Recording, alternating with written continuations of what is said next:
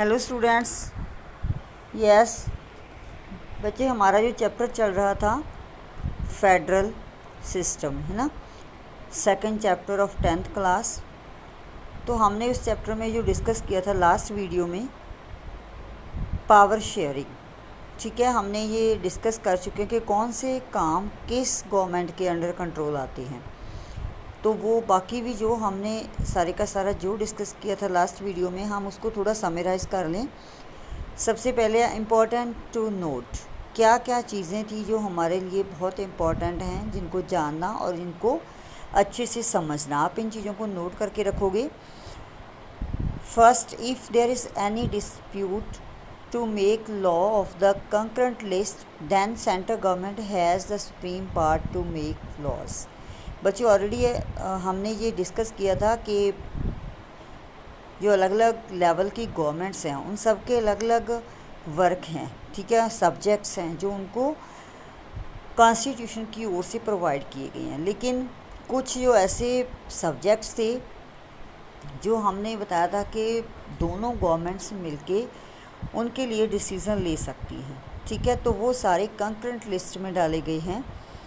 तो लेकिन अगर कंकरेंट लिस्ट में जो भी सब्जेक्ट्स हैं उनके बारे में किसी भी डिसीज़न को लेकर के दोनों लेवल की गवर्नमेंट्स में कोई डिस्प्यूट होता है, कोई विवाद होता है, उनकी सहमति नहीं बन पाती, तो उस केस में सेंट्रल गवर्नमेंट का डिसीज़न फाइनल माना जाता है। ठीक है, मींस वो सारी जो पावर्स हैं वो सेंट्रल गवर्नमेंट के पास हैं। Okay. Second, it is not easy to make changes to this power sharing arrangement. तो ये जो सिस्टम है, ठीक है, पावर शेयरिंग का जो अरेंजमेंट का सिस्टम है, इसमें इजी से चेंज नहीं हो सकता। The parliament can not change this arrangement its own. Parliament इसको अपने आप या अपनी मर्ज़ी से इसके बारे में कोई डिसीज़न नहीं ले सकती, वो इसको चेंज नहीं कर सकती।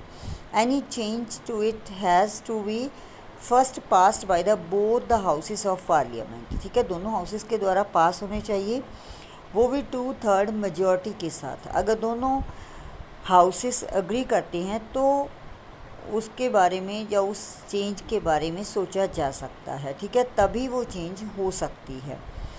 Then it has to be ratified at least half of the total states।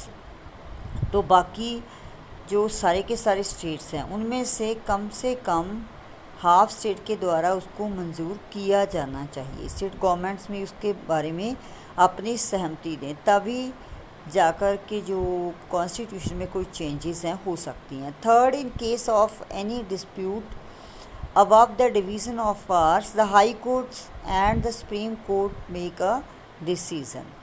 अगर ये दोनों लेवल की गवर्नमेंट्स में कोई अपनी पावर्स को लेकर के कोई डिस्प्यूट होता है, कोई झगड़ा होता है, उनमें उसके मन में कोई डाउट आता है कि उनको अपनी पावर्स के बारे में अच्छी तरह से क्लियर नहीं है, ठीक है, किसी को लगता है कि मेरी पावर्स यहाँ तक नहीं, उससे आगे भी कुछ आए, या वो अपने दायरे से बाहर जाके किसी भी पावर का यूज़ करने की कोशिश करती हैं, तो उस केस में जो हाई कोर्ट्स हैं, सुप्रीम कोर्ट है, उनके पास अथॉरिटी है कि वो अपना डिसीज़न दे सकती है। जो भी डिसीज़न वो लेते हैं वो सबको मान्य होता है। Okay. Next, how is federalism practised. Linguistic states. सबसे पहले आप लोग इस बात के ऊपर ध्यान दोगे कि हमारा जो कंट्री है वो अलग अलग स्टेट्स में डिवाइडेड है। उसकी पॉलिटिकल डिवीज़न जो है, आपको पता है कि हमारे यहाँ 28 स्टेट्स हैं, कुछ यूनियन टेरिटरीज़ हैं। तो if you look at the political map of India, आपने देखा होगा, आपने स्टेट्स ऑफ इंडिया का मैप भी किया हुआ है ना, तो उसमें हम क्या देखते हैं, there have been change in areas, boundaries and names of the states from 1947 to till present. Actual में होता क्या है कि नई नई स्टेट्स बनती जाती हैं।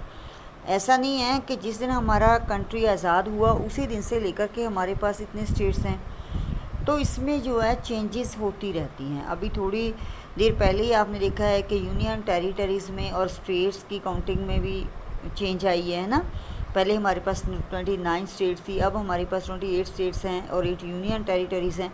तो नई नई यूनियन टेरिटरीज़ भी बन रही हैं, नए स्टेट्स भी बन रहे हैं। जैसे थोड़ी देर पहले जो है, कुछ साल पहले वो जो आंध्र प्रदेश है उसको 2 स्टेट्स में डिवाइड किया गया था। इसी तरह हमारा जो पंजाब है इसको 1966 में 2 स्टेट्स में डिवाइड कर दिया गया था। पहले हरियाणा और पंजाब एक ही स्टेट हुआ करती थी। तो इस तरह से मतलब इनकी जो स्टेट्स की जो बाउंड्रीज़ हैं वो चेंज होती जा रही हैं, ठीक है। कुछ हमारे स्टेट्स जो हैं वो बेसिस ऑफ द लैंग्वेजेस पे हैं, लैंग्वेज के आधार पर उनको सेपरेट स्टेट्स बनाया गया है। फॉर एग्जांपल गुजरात, पंजाब, हरियाणा, ठीक है। And some states are divided on the basis of culture, ethnicity और geography, like as Nagaland, Uttarakhand and Jharkhand. ये सारे स्टेट्स जो हैं इनको उनके कल्चर, उनकी एथनिसिटी के बेस पे और वहाँ की जो जियोग्राफिकल सिचुएशन है उसके अकॉर्डिंगली इनको डिवाइड किया गया है, ठीक है। सो नेक्स्ट है जी लैंग्वेज पॉलिसी। लैंग्वेज पॉलिसी क्या है हमारी, हमने क्यों इसको अडॉप्ट किया हुआ है। Our constitution did not give the status of national language to any language. हमारे जो कॉन्स्टिट्यूशन के अकॉर्डिंगली हमारी कोई भी कंट्री की जो है वो स्टेट लैंग्वेज नहीं है, ठीक है। किसी एक लैंग्वेज को सबसे ज़्यादा प्रेफरेंस नहीं दी गई है, लेकिन जो है हमारी हिंदी भाषा को हमने हमारी ऑफिशियल लैंग्वेज बनाया हुआ है। ऑफिशियल लैंग्वेज है मींस के ऑफिस जो भी गवर्नमेंट के अंडर ऑफिसेस आती हैं वहाँ पर जो है वहाँ का जो लिखती कार्य होता है वो हिंदी भाषा में होता है, ठीक है।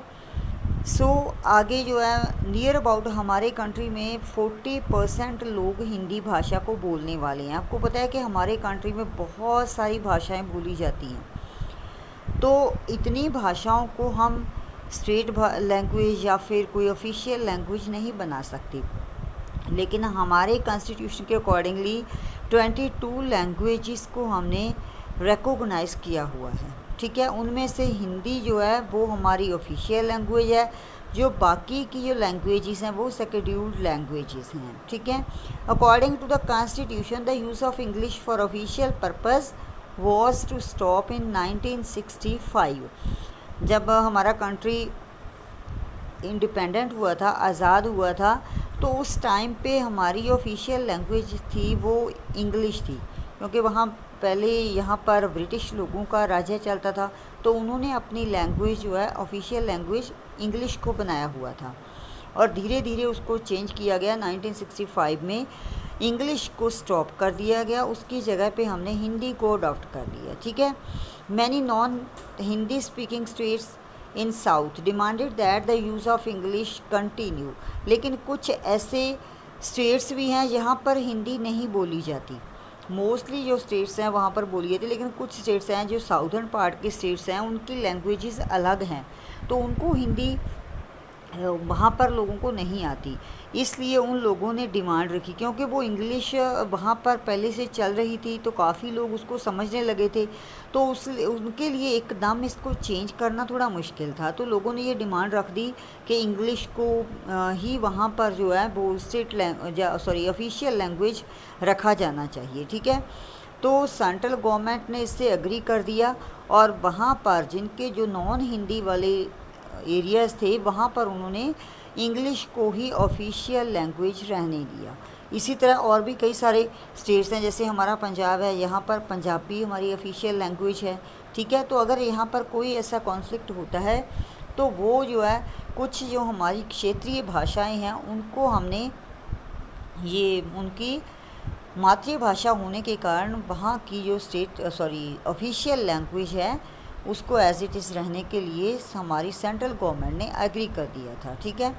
सेंटर स्टेट रिलेशंस ये हमारा नेक्स्ट टॉपिक है, तो please try to understand what is mean by centre state relation. जो सेंट्रल गवर्नमेंट है और स्टेट गवर्नमेंट है, हमने ये पढ़ा है कि वहाँ पर जो है पार्ट्स की सेपरेशन है, लेकिन उनमें भी कुछ ना कुछ रिलेशन है। क्या रिलेशन होता है? For a long time the same party ruled both at the centre and in most of the states. Actually काफ़ी लंबे समय तक ये चलता रहा कि सेंटर में जिस पार्टी की गवर्नमेंट बनती थी उसी पार्टी की जो है गवर्नमेंट मोस्टली स्टेट्स में भी होती थी। जैसे सेंटर में आजकल तो हम अपने जो है पंजाब की एग्जांपल लेते हैं, तो पंजाब में क्या है, पंजाब में कांग्रेस पार्टी की सरकार है ना, और जो सेंटर है वहाँ पर बीजेपी की सरकार है। अब ये दोनों अपोजिट हैं, ठीक है। लेकिन पहले ज़्यादातर यही होता था कि अगर सेंटर में बीजेपी की है तो फिर स्टेट्स में भी बीजेपी की है, नहीं वैसे जो है वो कांग्रेस की सरकार बनती आई है लंबे समय तक, ठीक है। सेंटर में भी कांग्रेस की थी तो और बहुत सारे स्टेट्स में भी कांग्रेस की सरकार होती थी। अगर ऐसा होता है तो वैसे तो इन दोनों के रिलेशन में कोई जो है विवाद उत्पन्न नहीं होता, कोई कॉन्फ्लिक्ट्स पैदा नहीं होते, क्योंकि सब के सब एक ही पार्टी के मेंबर होते हैं। लेकिन वहाँ पर जो डेवलपमेंट है वो अच्छी नहीं हो पाती। ये देखा गया है कि no more development is seen at different areas. बहुत सारे ऐसे एरियाज़ होते हैं वहाँ पर डेवलपमेंट अच्छी नहीं हो पाती। उनके कई सारे रीज़न होते हैं। If there is any ruling party as the state level was different, the central government misuse the power of constitution to dismiss the state governments. तो एक्चुअली क्या होता था, जिन स्टेट्स में अपोजिट पार्टी की सरकार बनती थी, सेंटर में किसी और पार्टी की सरकार थी और जो स्टेट गवर्नमेंट है बहुत सारे स्टेट्स की गवर्नमेंट अपोजिट बनती थी, जैसे कि हमारे पंजाब में आजकल है।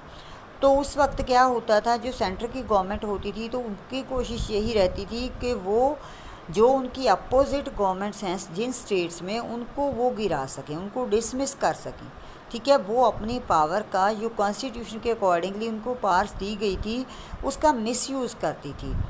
तो अलग अलग ट्रिक्स के ज़रिए वो उनको वहाँ से डिसमिस करने की कोशिश करती थी, ठीक है। लेकिन क्योंकि ये भी बहुत गलत था, ठीक है, इससे जो है पॉलिटिकल इंस्टेबिलिटी आती है, तो इन चीज़ों को देखते हुए इसमें चेंज किया गया after 1990 when rise of regional political parties in many states emerged। तो 1990 के बाद क्या हुआ कि बहुत सारी नई नई पॉलिटिकल पार्टीज़ बनने लगी, अलग अलग स्टेट्स में नई पार्टीज़ पैदा होने लगी। तो उस चीज़ को देख कर के जो रीजनल जो क्षेत्रीय पार्टीज़ बन रही थी, इसके कारण देखा गया कि और पार्टीज़ भी हैं जिनकी सरकार आ सकती है, जो डेवलपमेंट कर सकती हैं। तो इन सब के या और भी बहुत सारे रीजंस हैं, उनको देखते हुए 1990 में ये जो सेंट्रल गवर्नमेंट की पावर थी कि वो स्टेट गवर्नमेंट को डिसमिस कर सकती थी, जिसके अकॉर्डिंग उनके ऊपर कुछ बैन्स लगा दिए, उसको इस तरह से चेंज कर दिया गया कि अब स्टेट गवर्नमेंट को मतलब डिसमिस करना इजी नहीं रह गया था। मीन्स इम्पॉसिबल तो हम नहीं कह सकते, लेकिन ये बहुत डिफ़िकल्ट कर दिया गया ताकि वो आसानी से स्टेट गवर्नमेंट को डिसमिस ना कर सके, ठीक है। So it was also the beginning of कोalition governments. तो उसके बाद क्योंकि पार्टीज़ ज़्यादा बनने लगी, तो जो हमारे जो वोटर्स थे, जो आम पब्लिक जो वोट देते थे लोग, वो अलग अलग पार्टीज़ में डिवाइड होने लगे। क्योंकि जब भी कोई नई पार्टी आती है तो लोग ऑब्वियसली बहुत सारे लोग उसके समर्थन में लग जाते हैं, उसके फॉलोअर्स बन जाते हैं।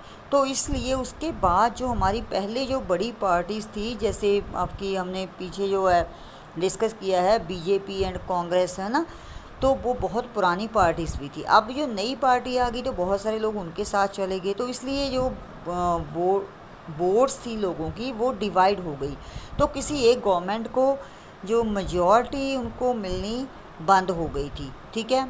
जब इलेक्शन होती थी तो किसी भी पार्टी को क्लियर मेजॉरिटी नहीं मिलती थी, तो उसके कारण फिर पार्टीज़ को क्या करना पड़ता था, जिस पार्टी के पास ज़्यादा जो उनके कैंडिडेट विनर होते थे तो वो पार्टी और लोगों को अपने साथ मिलाने की कोशिश करती थी, ठीक है। तो इसलिए वो और पार्टीज़ को, जो रीजनल पार्टीज़ थी, उनको अपने साथ मिला कर के अपनी गवर्नमेंट बनाती थी। जैसे कि अब तक जो है हमारी जो लास्ट इलेक्शन जो हुई है, तब तक बीजेपी एंड श्रोमणी अकाली दल में भी ऐसा ही एक गठबंधन था, ठीक है।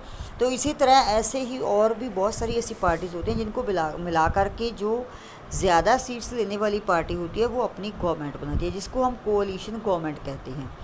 Since no single party got a clear majority in the Lok Sabha and national parties had to enter into an alliance, ठीक है, with many regional parties to form a government at the center. तो centre की सरकार बनाने के लिए ये कोalition या जो रीजनल पार्टीज़ हैं उनको उनके साथ जो है अपना गठबंधन करना पड़ता था.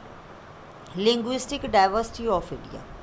सो बच्चे we will discuss in the next video.